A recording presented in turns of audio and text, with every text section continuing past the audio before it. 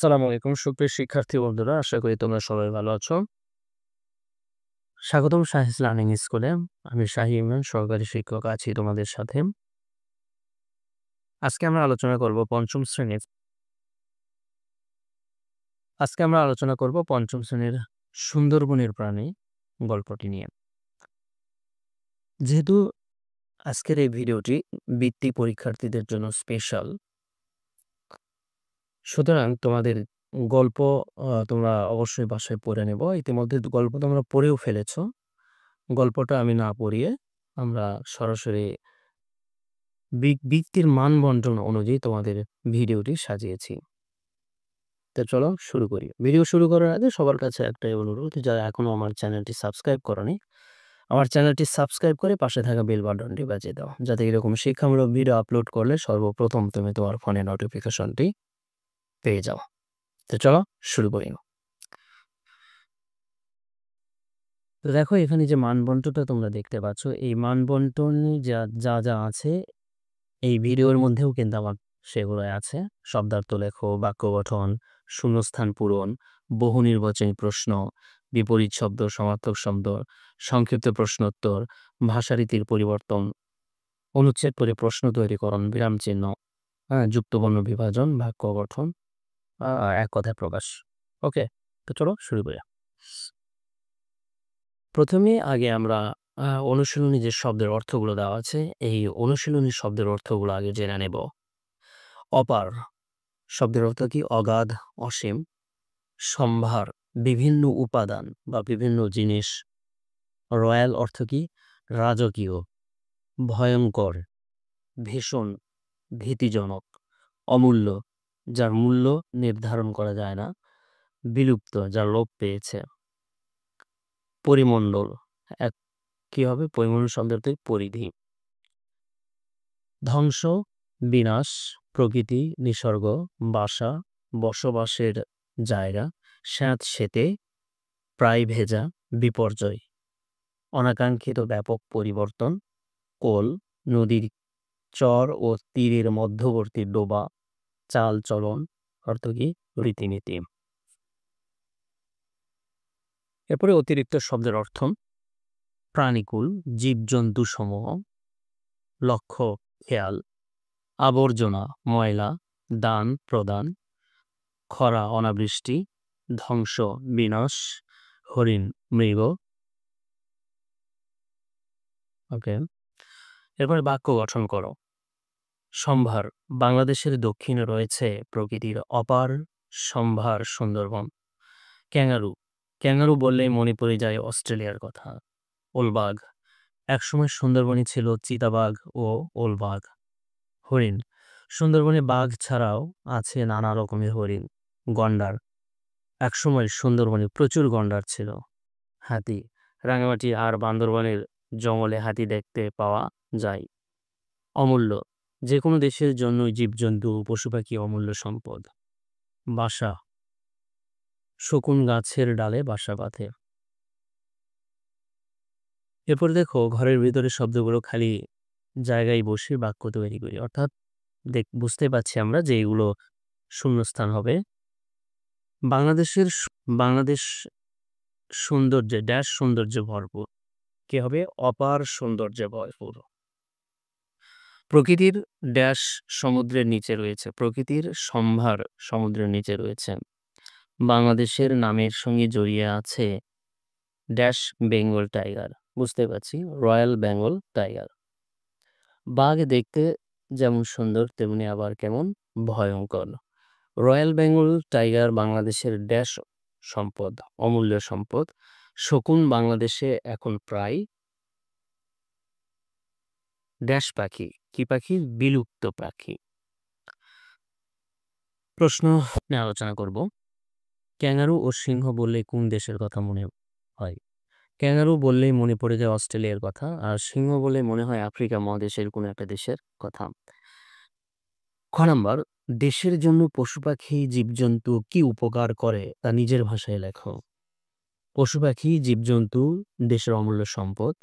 এরা নানাভাবে দেশের উপকার করে, যেমন পরিবেশের ভারসাম্য বজায় রাখতে এদের ভূমিকা অত্যন্ত গুরুত্বপূর্ণ। এদের থেকে ডিম, দুধ, মাংস ইত্যাদি পাওয়া যায়। এগুলো আমাদের পুষ্টির চাহিদা পূরণ করে। অর্থনীতির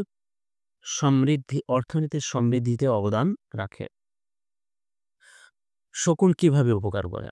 মানুষের পক্ষে যা অনুপযোগী ও ক্ষতিকর সেগুলোকে শকুন নিজের খাবার হিসেবে গ্রহণ করে। এর ফলে আমরা অস্বাস্থ্যকর পরিবেশ দ্বারা আক্রান্ত হওয়া থেকে রক্ষা পাই। এভাবে শকুন মানুষের উপকার করে। পশু পাখি জীবজন্তু না থাকলে প্রকৃতির কি বিপর্যয় ঘটবে বলে তোমার মনে হয়? পশু পাখি জীবজন্তু পরিবেশের প্রাণ। এরা না থাকলে প্রকৃতিতে নানা বিপর্যয় ঘটবে। বন্যা, খরা, ঝড় ইত্যাদি প্রাকৃতিক দুর্যোগ দেখা দেবে। এতে মানুষের জীবনও মারাত্মক হুমকিতে পড়বে। বিভিন্ন ধরনের বাঘ সম্পর্কে তুমি যা জানো লেখো। এটা কিন্তু তোমাদের একটা বড় প্রশ্ন হওয়ার সম্ভাবনা রয়েছে। বিস্তৃত প্রশ্ন যেটা থাকবে, ব্রড প্রশ্ন। বিভিন্ন ধরনের বাঘ সম্পর্কে তুমি কি জানো লেখো। বিভিন্ন ধরনের বাঘ সম্পর্কে আমি যা জানি তা নিচে উল্লেখ করা হলো। Royal Bengal tiger. এই বাঘের চেহারা ও স্বভাব রাজার মতো, তাই এর নাম রয়্যাল বেঙ্গল টাইগার। সুন্দরবনে এদের বাস। শিকার করে জীবজন্তু, সুযোগ পেলে মানুষও। চিতাবাঘ। অন্য বাঘের সঙ্গে এদের পার্থক্য হলো এটি গাছে উঠতে পারে, অন্যান্য বাঘের চেয়ে দ্রুত দৌড়াতে পারে। ওলবাঘ। একসময় সুন্দরবনে এ বাঘ দেখা যেত, এখন বিলুপ্ত হয়ে গিয়েছে। মেছো বাঘ। দেখতে অনেকটা চিতাবাঘের মতো। এরা মাছ শিকার করে খায়, তবে নাম মেছো বাঘ হলেও মাছ এদের মূল খাদ্য নয়। এরাও এখন বিলুপ্ত প্রায় প্রাণী। সঠিক উত্তরটিতে টিকচিহ্ন দিই। ক্যাঙ্গারু বললেই কোন দেশের কথা মনে পড়ে যায়? আমরা গল্পে পড়ে এসেছি যে ক্যাঙ্গারু বললেই অস্ট্রেলিয়ার কথা মনে পড়ে যায়। আফ্রিকার কথা উঠলে কোন প্রাণীর কথা মনে পড়ে যায়? আফ্রিকার সিংহ খুব বিখ্যাত। বাংলাদেশের কোন জঙ্গলে হাতি দেখতে পাওয়া যায়? রাঙামাটি ও বান্দরবনে হাতি দেখতে পাওয়া যায়। কোন পাখি ক্ষতিকর আবর্জনা খেয়ে পরিবেশ পরিচ্ছন্ন রাখে? উত্তর কি হবে? শকুন। আচ্ছা, কোনটার বড় বড় শিং, কোনটার গায়ে কাটা ফোটা ফোটা সাদা দাগ? প্রাণীটির নাম কি? অবশ্যই আমরা বুঝতে পারছি যে চিতাবাঘের গায়ে দাগ আছে, ফুটি ফুটি দাগ আছে। চিত্রা হরিণ বড় বড় শিং এবং গায়ে ফোটা ফোটা দাগ, এটাই হবে উত্তর, চিত্রা হরিণ। এরপরে আমরা পড়ব সমার্থক শব্দ। কোল শব্দের সমার্থক শব্দ কি? কিনারা।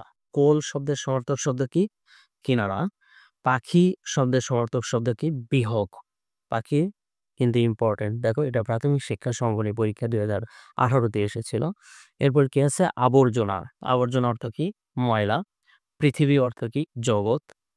বৃক্ষ এর সমার্থক শব্দ হলো গাছ, এটাও ইম্পর্টেন্ট, 2018 সালে এসেছিল। জায়গা, স্থান। আকাশ কিন্তু ইম্পর্টেন্ট, আকাশ, গগন, সাদা, শুভ্র।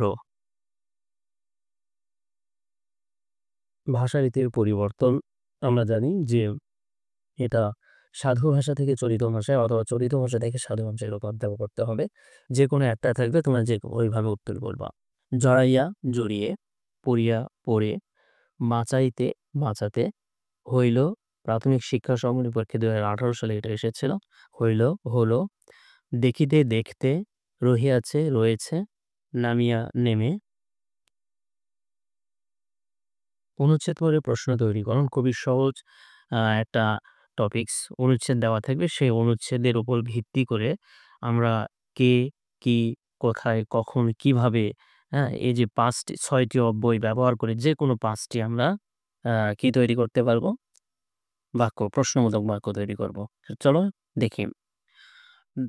একটা অনুচ্ছেদ দেওয়া আছে, দেখো এই অনুচ্ছেদটা 2019 সালের প্রাথমিক শিক্ষা সমাপনী পরীক্ষায় এসেছিল। তো ঢাকা বাংলাদেশের রাজধানী, সেখানে আছে অনেক দর্শনীয় স্থান। মিরপুর চিড়িয়াখানায় বিভিন্ন প্রজাতির পশু পাখি আছে। রানু গ্রীষ্মের ছুটিতে ট্রেনে চড়ে ঢাকা যাবে চিড়িয়াখানার প্রাণীগুলো দেখতে। ওকে, উত্তর দেখে নিই। বাংলাদেশের রাজধানীর নাম কি? এই যে কি দিয়ে একটা পেয়েছি। কোথায় অনেক দর্শনীয় স্থান আছে, কোথায় দেওয়া আছে, তাহলে আমরা দুটো পেয়ে গেলাম। কে গ্রীষ্মের ছুটিতে ঢাকা যাবে, এই যে কে, এটা পেলাম 3টা। রানু কিভাবে ঢাকা যায়, এটা একটা পেলাম। আচ্ছা, রানু কিভাবে ঢাকা যাবে, এটা একটা পেলাম। রানু ঢাকা যাবে কেন? ওকে। এরপরে আমরা যুক্তবর্ণ ভেঙে শব্দ তৈরি করা শিখব। দেখো দন্ত নয়তো, দন্ত ন যুক্ত এবং এর শেষে যে আমরা দন্ত নর নিচে যে একটা হর্স চিহ্ন আছে, এই হর্স চিহ্ন কিন্তু আমাদের দিতে হবে, না দিলে নাম্বার কাটবে। পয়তো, প যুক্ত, বিলুপ্ত, মূর্ধন্য ড, এটা 19 সালে এসেছিল।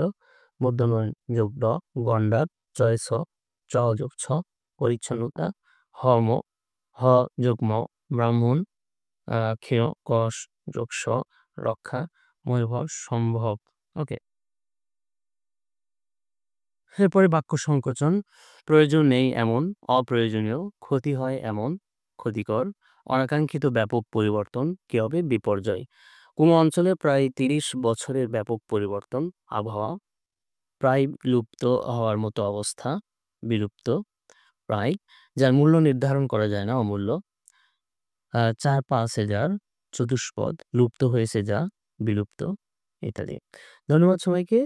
এর মধ্যে দিয়ে আমাদের ভিডিওটি আজকে শেষ হয়ে গেল।